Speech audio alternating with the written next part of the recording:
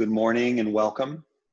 I'd like to invite our panelists to turn on their video. We'll do a quick sound check just to make sure that everyone is able to start their audio as well. So Leanna, would you mind just doing a quick microphone check? Good morning, Stuart. Can you hear me? Thank you very much. I'm actually going to have to find my computer sound because I couldn't hear you, ironically, but everyone else could. Yes. So let me do that for a moment. It's okay. However, I can see that everyone else can hear you. So Khalid, are you also audible to everyone? Yeah. Yes, it's okay. Should I be using the English channel or just have it off? Meredith? Good morning, everybody.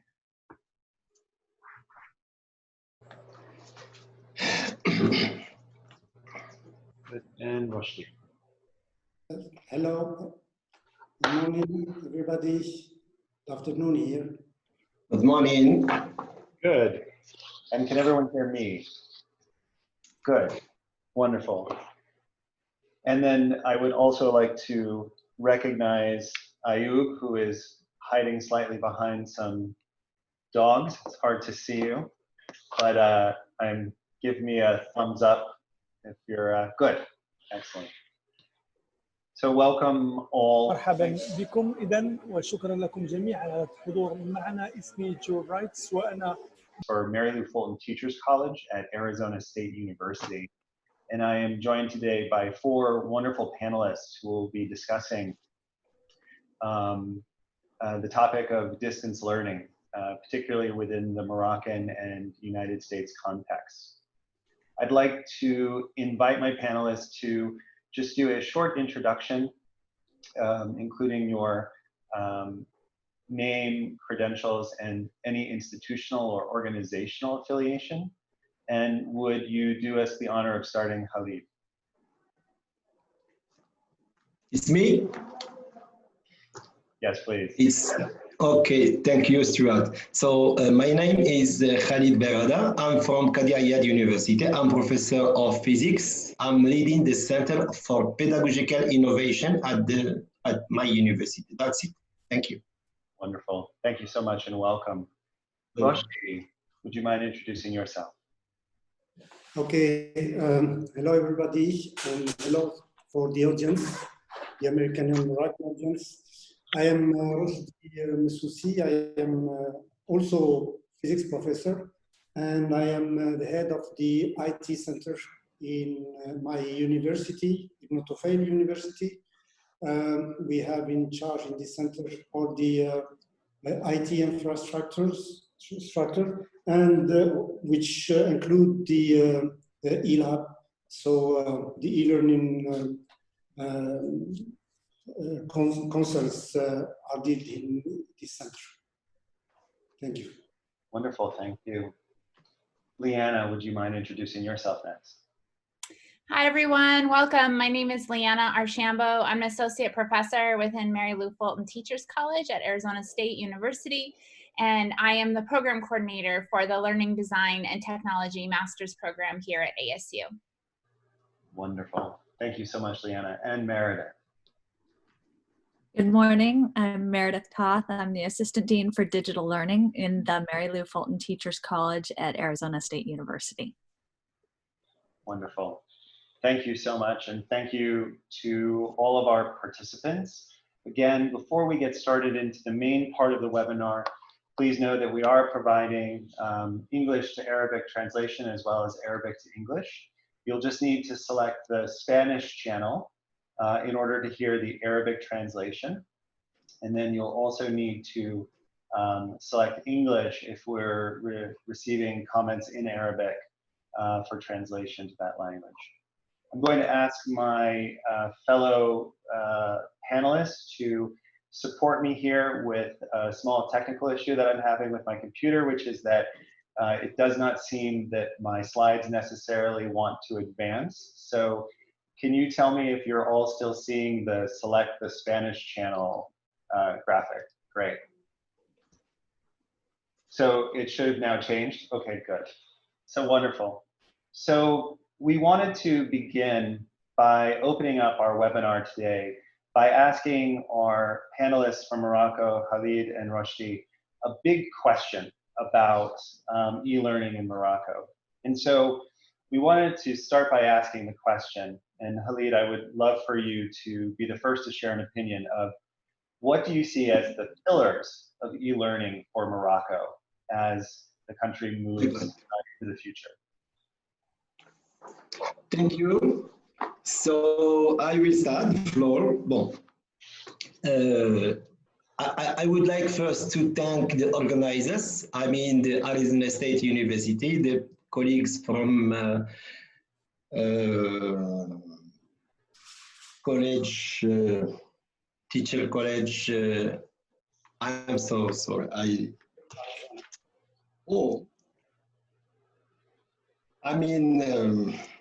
Where Leana and Meredith are from College of Teachers, sorry. And before replying to the question of my colleague, I think we come back directly to e-learning. We are talking about e-learning in general in Morocco, not especially in our universities, of course. And talking about the pillars is something that needs too much time. I have prepared one slide. I do not know if I can share my screen for one slide, or I just need to give comment. What do you think? I just have one slide. Yeah, I think we have it set up so that you could share. So if you're interested in doing that, please go ahead. Oh, thank you. So I will start by the first one and then come back to the other about, so I will say, okay, cela a démarré, partage d'écran. Okay, then I'm sharing my screen and sharing the screen. This is it okay for you? Yes, we can see it. Thank you. So why this slide? I have two slides. This slide is a part of a program of e-learning we are giving for PhD students. And for me, e-learning is a process. We are not here talking about online teaching or online learning, because what happened during the COVID pandemic is not total, in our case, Morocco, by the way, is not e-learning. E-learning for me is an iceberg, but we can see only small 20% of the iceberg. But we need to talk about first to start on my right, demand pilot and prototypes first, then move to define issues to request for proposal. We have to talk about companies and the cost, because not all platforms that we are offering, we are using are for free, for sure. We are talking about Moodle, Sakai, OpenEdX. Part of them are free, but others, so we have to talk about costs and companies, functional requirements, then adopting an e-learning strategy, creating and adapting scenario, which is not easy, because I am still thinking about what happened during the pandemic, offering just courses online in the form of video or PDF or PPT, but e-learning is a concept, in my opinion. Defining learning architecture and organizing the teaching. We can just appreciate the e-learning when we are doing e-learning using learning management system, because everything should go through platforms. And I think that this webinar also, we need to talk about LMS platforms as answer to the questions. And I will come back to some pillars, not to talk about what's happening in Morocco, but I will go to the last one, which is this one. Okay, so for me, to define a strategic plan for the post-crisis education, if we can come back, because I was planning to talk about what will happen after for the future.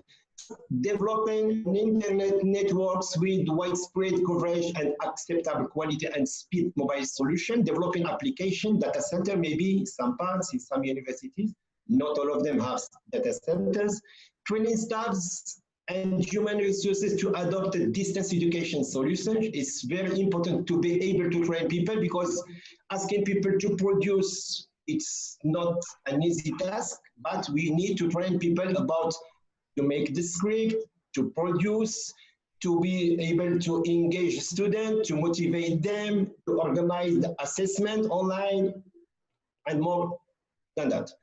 Digitalization of content production and protection of resources. Many people, starting from myself, we produce, but we forgot the copyright, the open licenses. There are plenty of solutions that teachers, as teachers, we need to be aware about this. Developing policies and regulation about the adoption of distance education. Since we don't have policies, we cannot discuss any distance education, because it's needed, like what happened in Morocco. We organized during the 3 months, we have been facing the situation, but the exam at the university, we postponed them to September. So we stopped at this level.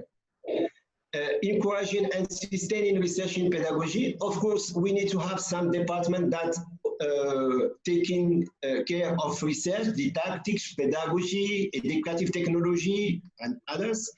Accompanying all stakeholders, because for the process, we don't have only students, we have teachers, we have administrative, we have technicians, we have the society, so we have the government, we have the minister, of course, we have curricula developers and more. So to be regularly in touch all together and to create link and synergy between faculties. And I will stop at here and stop sharing my screen, please.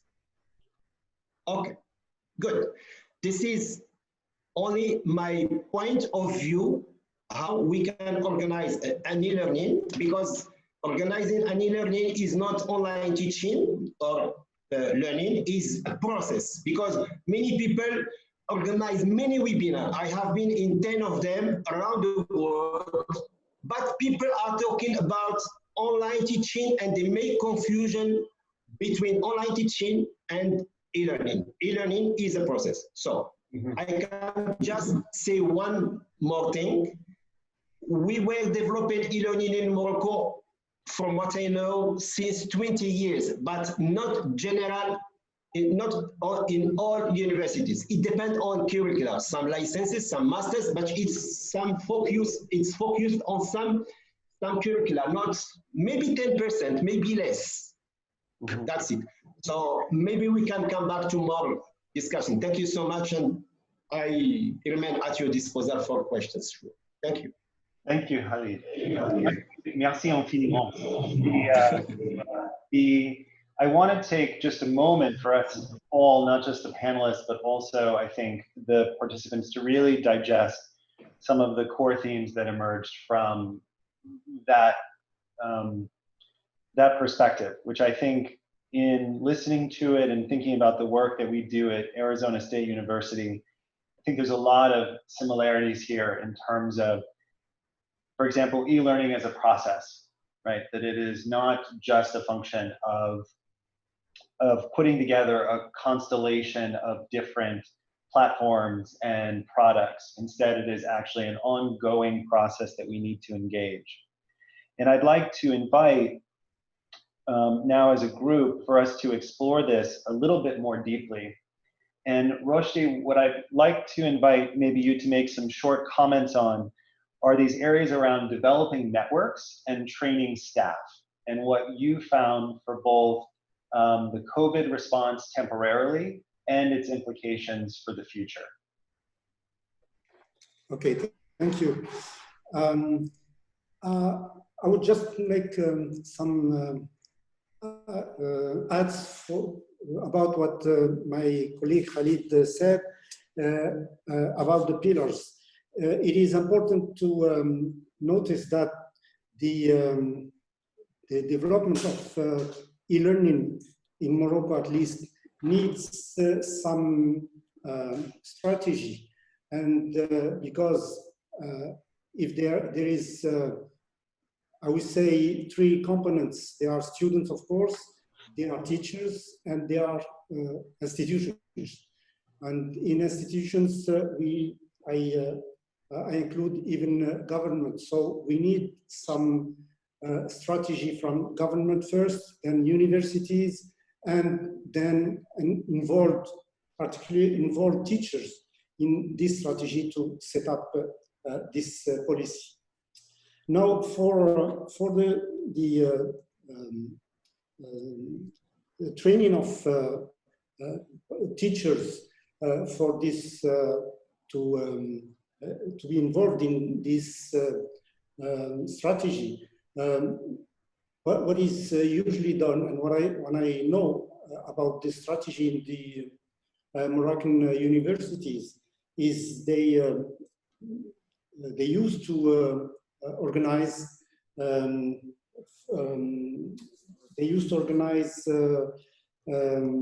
Let me find my words.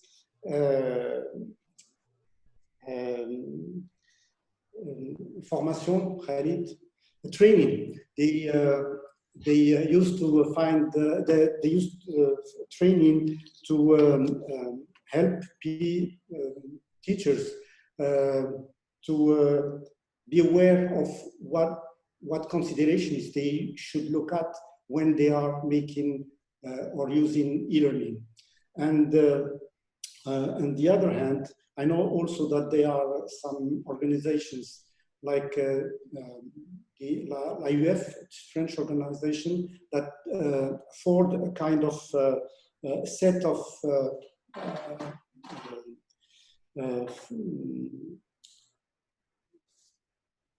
je trouve mon mot, toujours la formation of formation Khalid.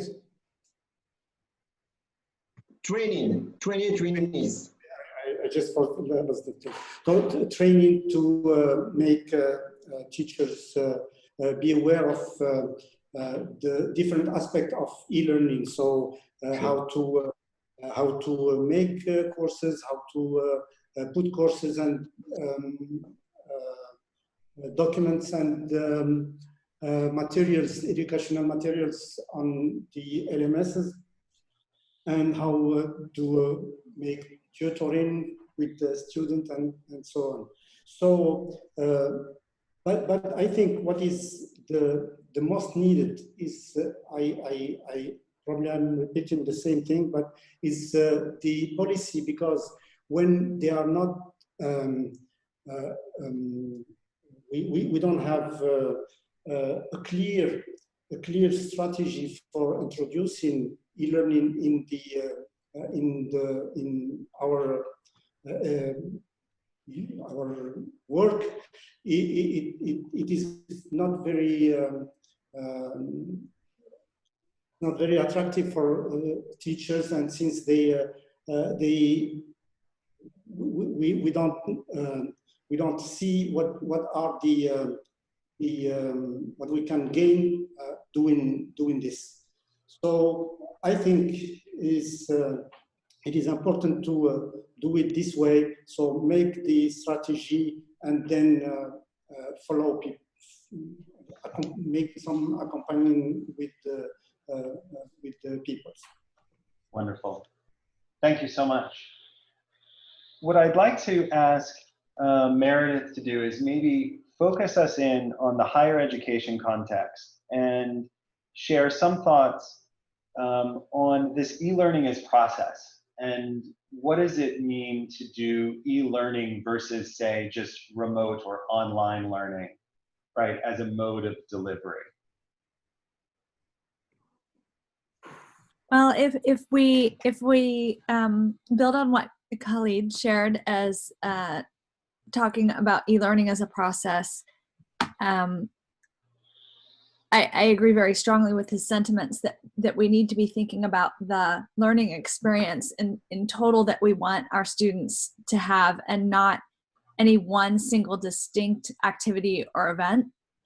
And in particular, we talk a great deal when we're meeting with our faculty and our instructors about not trying to replicate or digitize what they do in person, but rather thinking about the system of learning that we want to design, and then thinking very carefully about how we can enable that learning or facilitate that learning in the e-learning space with any different combination of tools or systems or strategies, each being appropriate to a set of activities or the experience as a whole. So we might see, for example, in e-learning, if we use the broader term, we might see some activities that are taking place synchronously, as we are today, where there is benefit to us coming together and having an opportunity to engage live. We might see some activities that are conducted asynchronously, where students are conducting some activities independently, perhaps watching videos or doing some readings or doing some analysis, and then reconvening in a live synchronous manner. We might additionally see other ways that students are engaging in other modalities, and it's in the design of all of them together, in the way that they complement each other, in the way that they're structured, in the way that we're thinking about that whole learning system, that we're designing good experiences for our students, and also for ideally our instructors as well, who can enjoy teaching and leading learning in that modality. Thank you. And then Leanna, I was wondering if you could speak to the K-12 context in all this, and what does this look like as we bring it down to primary and secondary education levels? I think that's a great question. I think for primary and secondary education, as we are looking to, many schools are now starting online. They're starting with remote learning as we begin the school year due to the spread of COVID here, particularly here in Arizona. And I think the important thing with e-learning within the K-12 context is that we have to remember that at the center of what we're doing is students. And that's key to everything that we design, all the technology. You know, we get very excited about using specific tools and creating activities, but at the heart of what we do are students. And I think it's very important for teachers to figure out, how are we going to use some of this technology to incorporate students' needs, to support students' needs, to develop the relationship between the teacher and the student, and really that we work with families, we work with parents, so that we can really design everything that we're doing in terms of learning around the supporting the learner, the student. I think that's really important and key aspect of e-learning, is not to forget that human component. Wonderful, thank you. So in this sort of diverse set of perspectives that we've shared, I'd like to encourage our participants to begin formulating questions that you'd like to address to the panelists. But what I'd like to focus in maybe now, and Khalid, I was wondering if you might share your thoughts on, much like I think in the United States, there's a diversity of access questions in Morocco. So not everyone has high-speed internet, not everyone has broadband. Some will access learning through other forms of technology, whether that's mobile or whether that's radio, etc. So what does that mean for how networks get developed in terms of delivering education?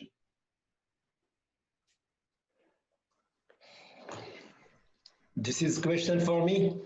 Yes, of course. Yeah, no, go ahead, Khalid. What are your thoughts on what does it mean to build networks for diverse access points for learners?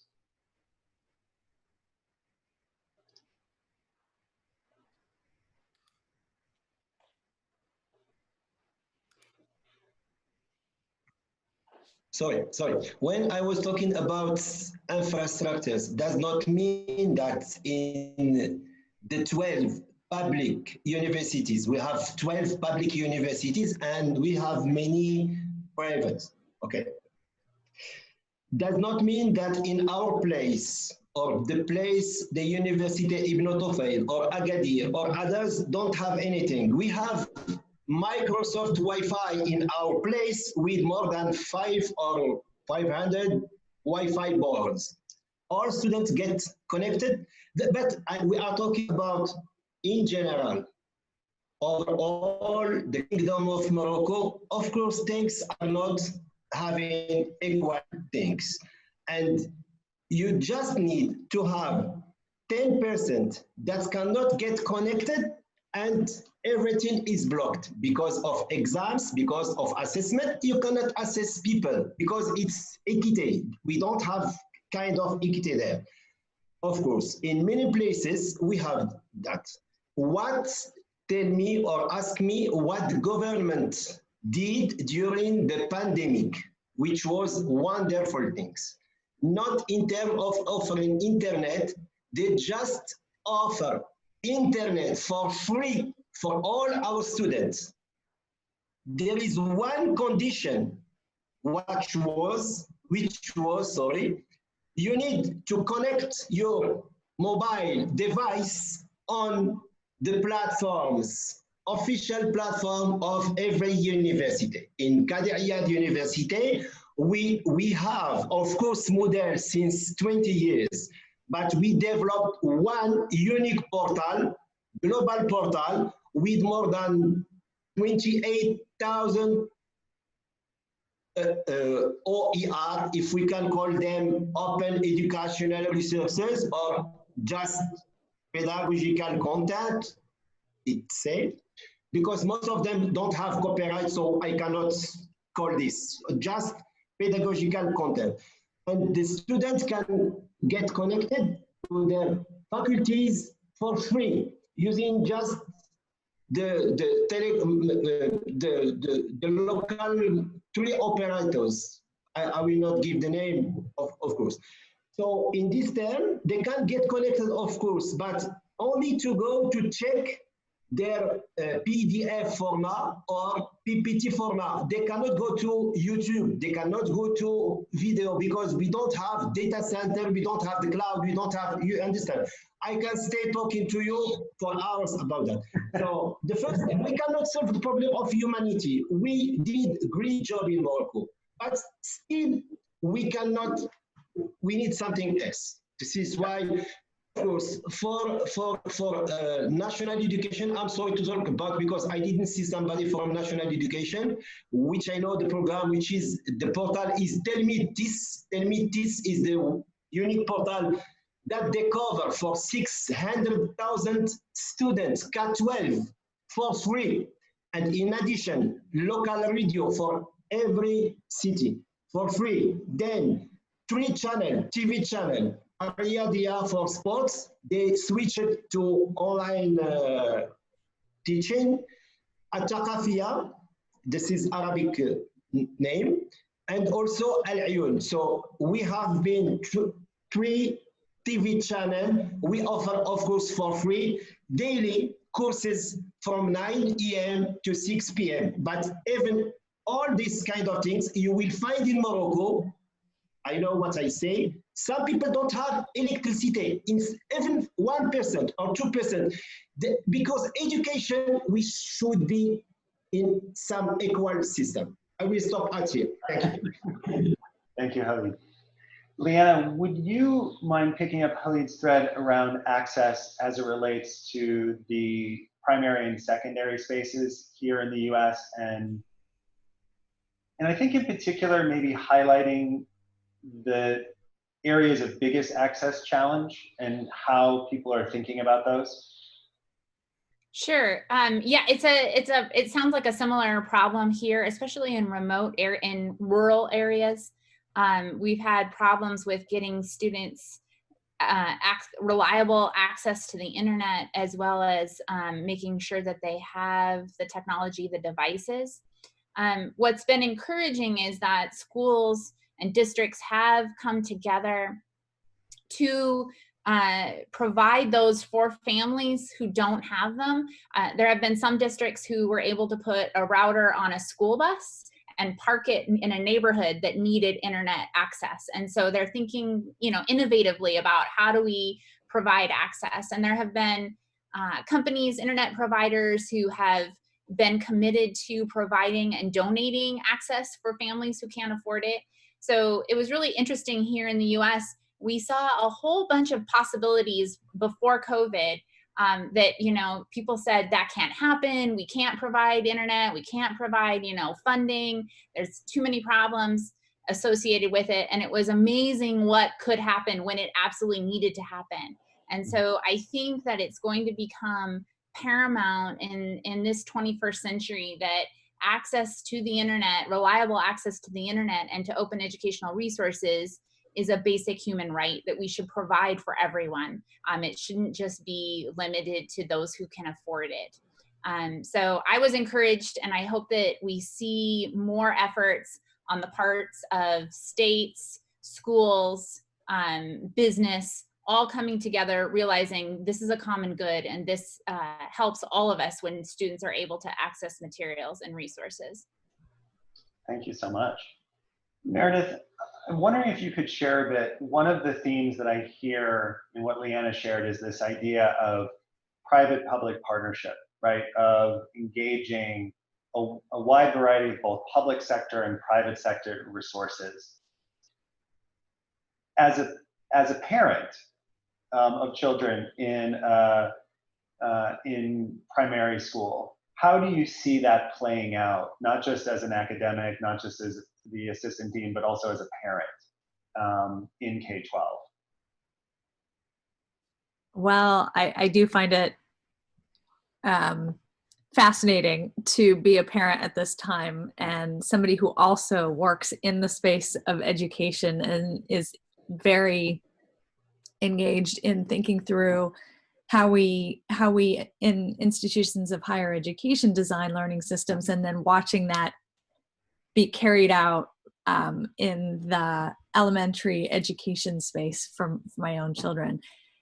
In terms of public-private partnership, in the United States, we have seen an explosion of private companies who are interested in the distance learning space, attempting, sometimes well, sometimes less well, to design technology applications, learning platforms, learning systems, and marketing those as a solution for schools and education systems trying to figure out how to navigate this time. That existed prior to this. And now we see it in a few different ways. We see it in higher education with private organizations or corporations or businesses sponsoring events, so that there's an aspect of marketing here and highlighting their products, but it's also an opportunity for them to gain access to a population that may not be aware that their product exists. We do have to be cautious, of course, because we want to always go back to what Khalid and Roshdi have discussed, which is pairing the right system with the learning and not just selecting a platform or a tool solely because it has the best marketing platform. But I see this in the K-12 space, in the elementary school space as well with my children, where as a parent I am receiving email correspondence daily from platforms or learning systems that are advertising free access, for example, during the pandemic period for myself or for my kids to gain access to their learning system, which is nice, but then it will expire and I'll lose access to that unless I I choose to pay for a subscription, or my school or my district advocates for that. And I certainly understand that those are marketing tactics and strategies used by those corporations, and that it's very important to us to be helping support schools, parents, families in thinking through what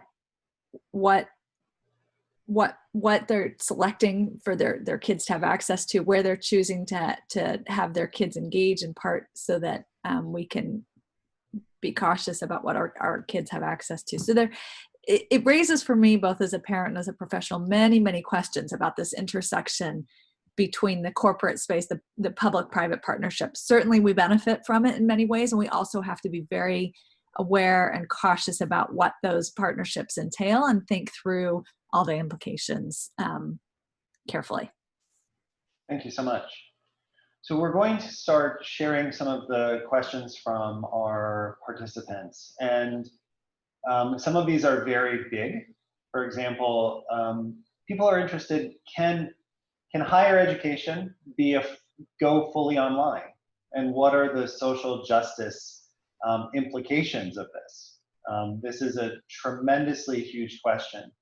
And Roshdi, I'm wondering if you could share a bit around what higher education going fully online might look like. What would be the things that would be needed, in your opinion, to go fully online?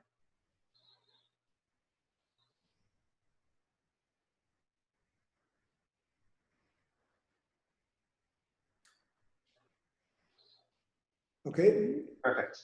You hear me now? Okay, thank you. Yes, well, the question is quite difficult. We have done a lot of survey during this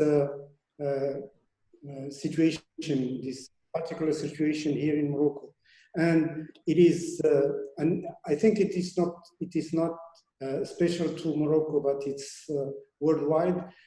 It seems that nobody wants to have e-learning, like total e-learning, but producing technology to help for education, whatever it's to overcome situation difficult like this pandemic situation, or make people learn in a different way, probably improve teaching and learning and so on. So what I think, and what we could collect as information from these surveys, that people are interested, since it can, I mean, using technology can help everyone to learn at his convenience. So he would use his the way he likes, the time he likes to learn. But still, people are very attached to the contact with their teachers, especially, but communication anyway, in a large sense, is very important, because we don't learn by ourselves. We used to learn with others, and this peer learning is very important for everybody. So what we could collect is that people are interested, because I just make a point here. Technology was not very much used in the higher education in Morocco till this situation. So it was quite new experience for most of people, teachers as well as students. So both did a lot of effort to keep teaching or learning. Even there were a lot of difficulties. Khalid noted some of them, but still, people are looking for, as I said, introducing and using technology to help. And what I think should be for the future, as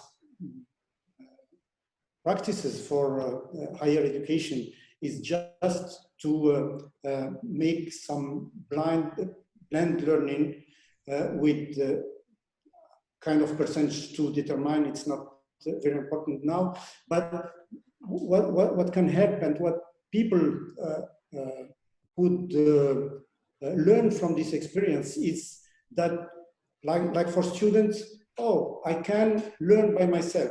But what they never did before, usually they are waiting for the professor to give the lesson. So first they discover their abilities, then they discover they can have, they learn at the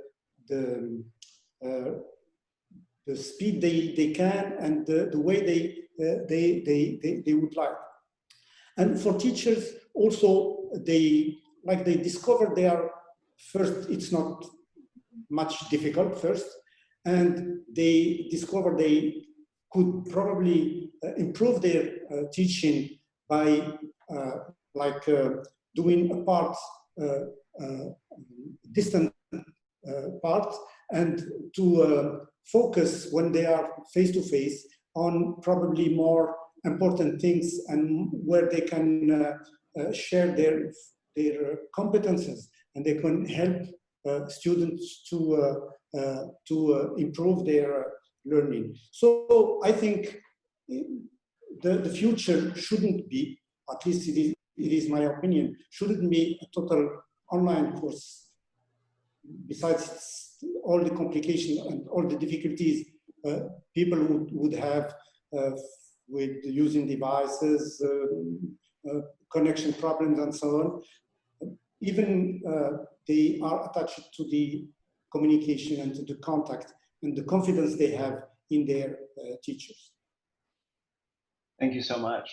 And one of the core themes that I really hear emerging is, there's nothing quite like a global pandemic to radically shift our perspectives on what we can and cannot do in education. And that the ability for learners to take more responsibility and agency is really very possible. I think one of the questions that we have is about how do we train primary teachers to use distance learning, right? How do we begin to train primary teachers to engage distance learning? And I know, Leanna, you do a lot of work in this area. It's your area of research expertise. And I'm wondering if you could share some thoughts about if you were in charge, what would happen?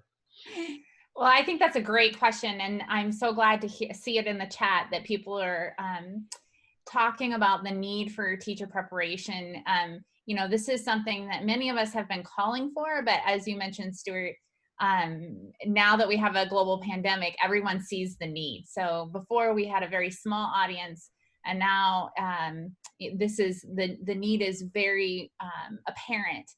And I think that in order to prepare teachers, we need to help them understand, and in a lot of instances, how the basic functions of good teaching are still the same. The connecting with students, the building relationships, all of that is key and central. What shifts is the manner in which we do that. So how do we do that, via Zoom synchronous meetings? How do we leverage asynchronous activities where students can post, they can even use video to have a discussion. So there are different techniques, and I think that the underlying principles are the same. It's the function of how do we do that? How do we incorporate that in an online environment is really what the challenge is. And I think it's also helping teachers understand how their content changes, their pedagogy changes as a result of the technology. What does the technology allow them to do? And how do they leverage that affordance, kind of that advantage of the technology? And also helping teachers understand kind of building that connection. على بناء تلك العلاقة بأنها تلك العلاقة هي محورية وعليها أن تبقى دائما هناك. فتلك العلاقة الأساسية بين الأستاذ والمتعلم تبقى دائما كينة. قد تختلف عندما يكون التعلم حضوريا، ولكن ينبغي أن تكون دائما حاضرا. إذن لإحداد الأساتذة ينبغي أن have some sort of field experience, some sort of internship in an online or remote setting. I think that some of our interns are going to get to be able to experience that this fall out of necessity. But I think I would love to see it just in general, to experience the environment, to see what the capabilities are. That would be very helpful in terms of teacher preparation, to give them a chance to experience it before they're actually the ones in charge, and to have some mentorship from an experienced teacher who has taught online, who knows some of the skills and the techniques, and can impart those through mentorship with their pre-service teacher. Thank you so much. Obviously, the role of pre-service courseware and building it into teacher preparation is critical, as well as the ongoing supports for teachers as they move out into the profession, particularly around digital pedagogy. I'd like to, we have about 9 minutes remaining, and I'd like to ask Meredith and Khalid potentially another big question maybe to end.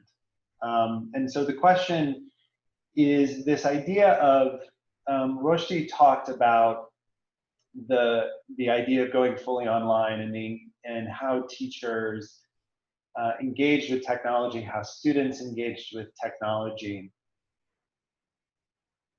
So the question for the two of you, and I'd love, Meredith, if you wouldn't mind going first, and then Khalid, is how can all of this technology address what we refer to as diverse learners, questions of equity? What role is this technology going to play in meeting the needs of diverse learners and addressing equity and access issues, particularly in higher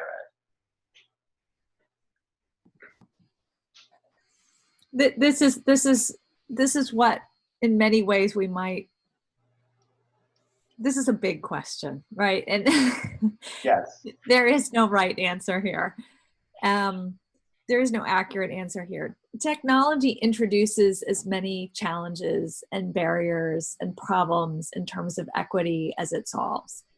And so we have to be very aware. I talked earlier, we have to be so aware and constantly reflecting and analyzing and critiquing and questioning what we're gaining and what we're offsetting when we introduce any new technology. When I talk about technology, we're talking today about digital technologies and electronic technologies, but many things are technologies that introduce capabilities and also challenges. Khalid talked about TV access and delivering content. Oh, that is a wonderful way for many communities in our state and our country to gain access to quality education programming that they might not otherwise have access to. And we have challenges getting books to youth and to individuals, and books are a wonderful technology and a wonderful way for people to have access to education. So we can think and need to think very openly. We can call it creatively, but we need to think very openly about the appropriate technologies and also ways that we might use technologies that people have access to and that are available, rather than what we set as the highest bar. What are ways that we can start to provide access to populations, communities that currently have very little access to education, whether that be paper, audio only, audio with video that is delivered over TV access, and then moving into additional layers of engagement and synchronicity so that we don't define it as one solution for all populations. But in the same way that we have diverse populations and diverse needs, we also need to have diverse solutions that provide access in ways that individuals and families and communities that meets their needs, rather than us coming in as outsiders and saying, this is what you need. We need to understand, it goes back to learning systems and process and thinking through this,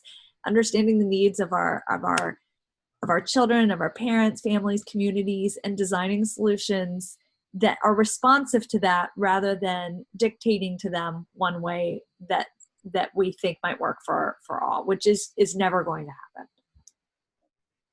Thank you so much. And I think what I'm hearing, and this is a theme that I've heard emerge, is it depends, a lot of these questions depend on who you put at the center, right? Is the center the technological solution, and then everyone has to fit in that? Or is it the student, is it the families, and then are you intelligently designing around those individuals, right? What is the human aspect of this, and how do we keep that and the diversity of human capabilities and needs in mind?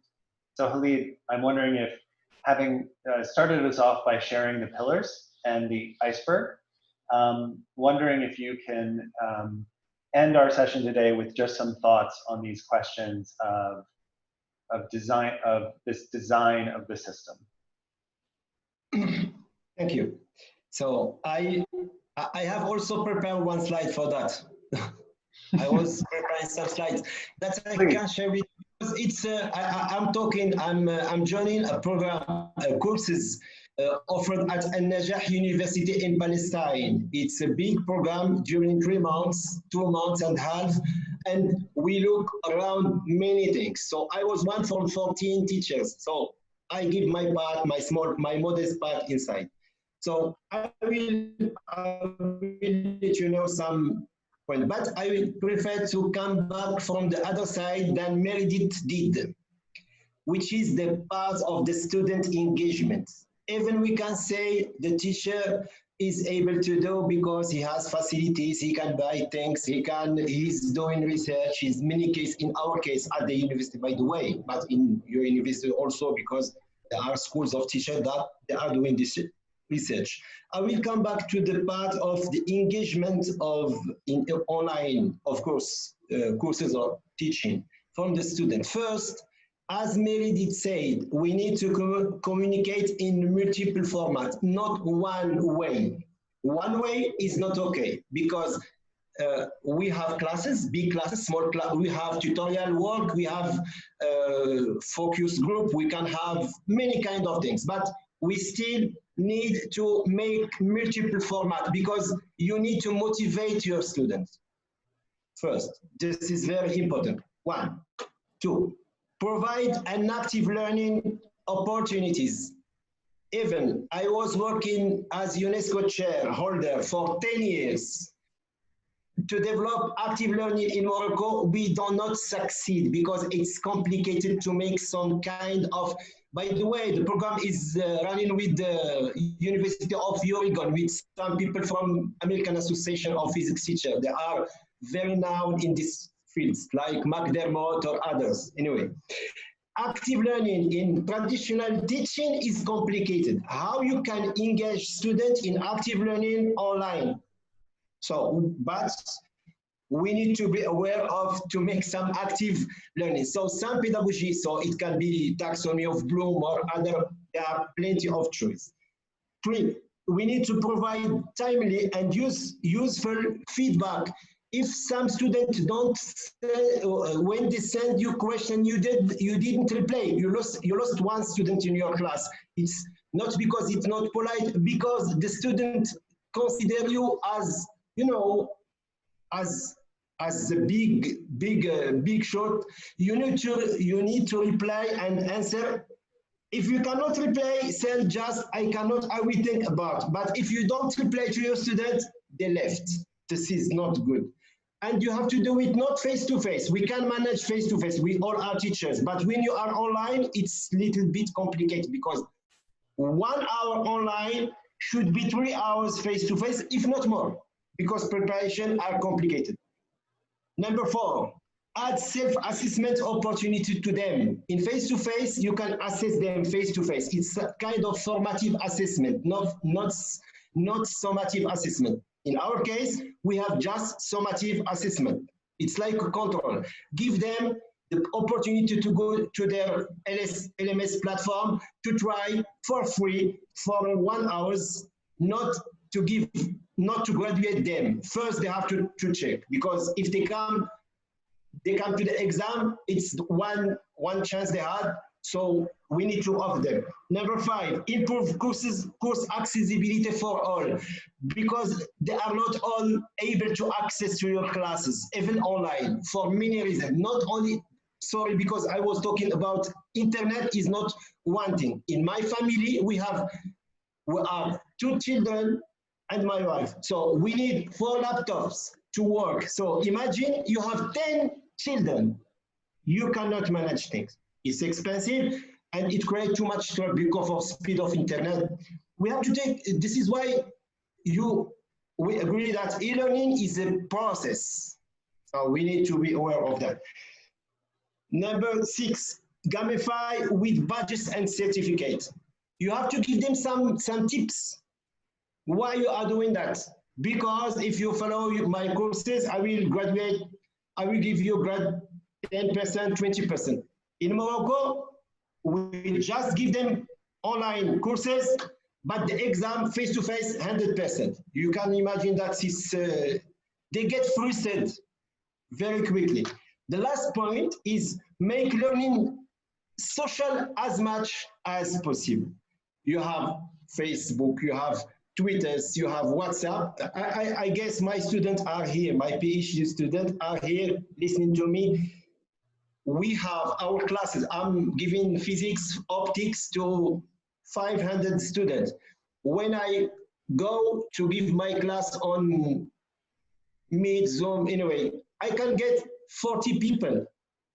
Others need to follow up, to follow after, not in synchronous time, asynchronous time. It means, so I just can have a class of 40 to 45. If not, if I want to have 500, I need to buy that license. So it's still complicated. But social network is very important. So I offer courses on Facebook for free, live courses at any time, YouTube, and so if you can accomplish the 7 points, you are a good teacher. I don't think that I can do it. Thank you so much. Thank you so much. And thank you to all of our panelists today for your wonderful comments and contributions to this discussion, and to our participants as well for your wonderful questions.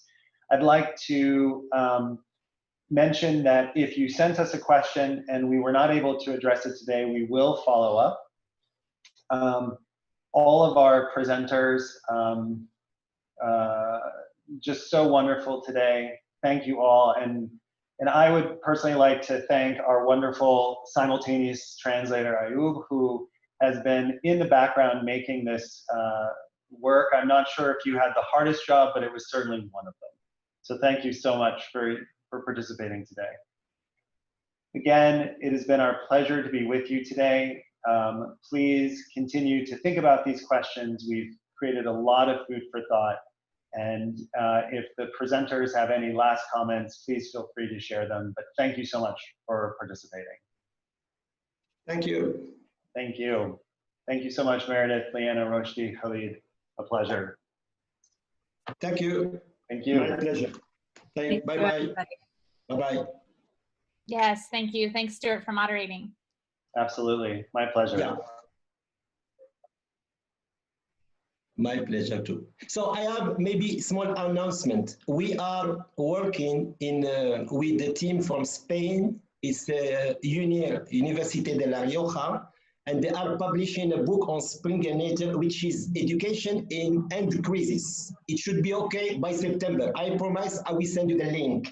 There are 13 chapters full of research, many kind of what we were discussing. I will share with you with the pleasure, and you can, it will be, I think, for free. It's open access. It's something like open access. You can check. and different experiences from Latin America, from Africa, from Europe. So it's, and you will find, you will be lost. Thank you so much. Bye-bye. Thank you Bye. so much. Thank you. Nice to meet you. Bye-bye.